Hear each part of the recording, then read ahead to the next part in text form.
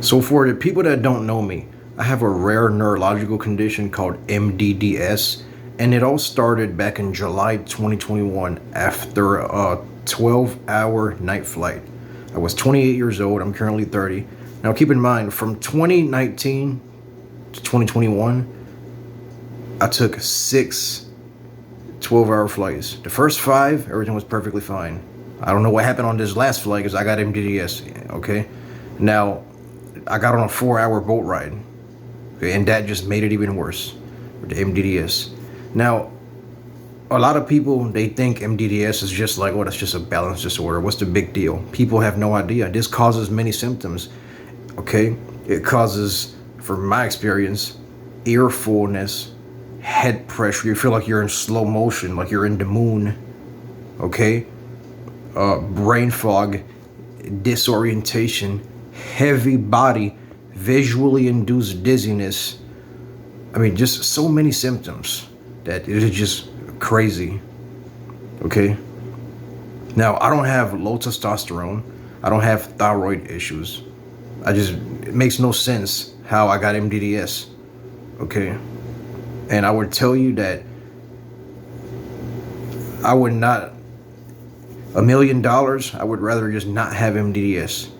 Not even $10 million I would accept over MDDS. No, there's no price as far as taking this away. Now, I actually went to Mount Sinai in New York. I seen Dr. Sergey. He's a great doctor. Now, I actually did improve. So let me tell you, because I don't think anybody on the web actually explains like the whole symptoms. Okay, so the ear fullness went away. The head pressure, like 80% better, or maybe 75% better. The brain fog, like 75% better. The first day of treatment after I was in the chamber, in the booth, watching stripes going down for 5 minutes.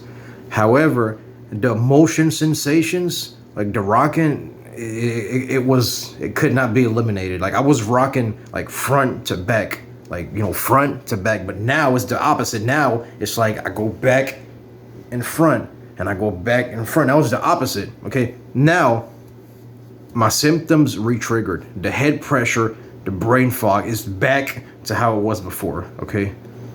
And what happened was I actually came back to Florida in a car. But so I was a passenger. They drove 1 hour and we stopped for like 20 minutes and drove another hour and stopped for like 20 minutes. It took us like 2 days. Okay, I think maybe that's why it got re-triggered.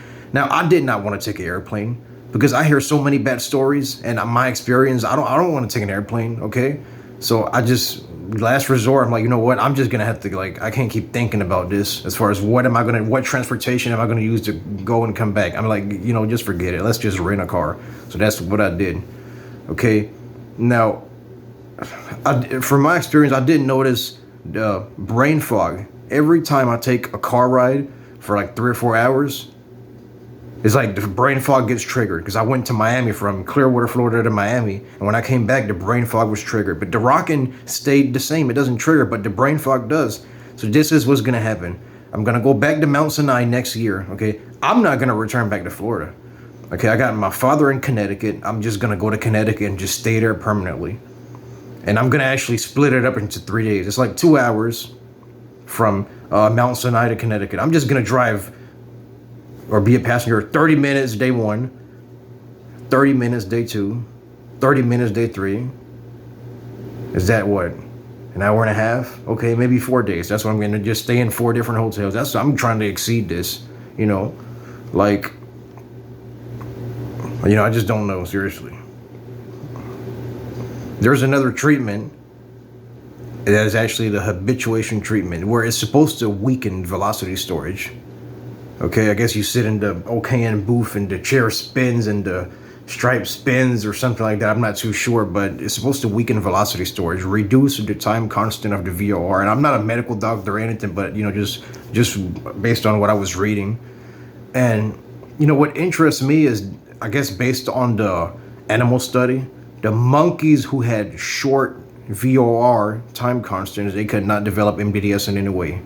Only the monkeys with prolonged time constants. And I did a rotational chair test back in Florida, and my time constant was prolonged, like 18 seconds or something.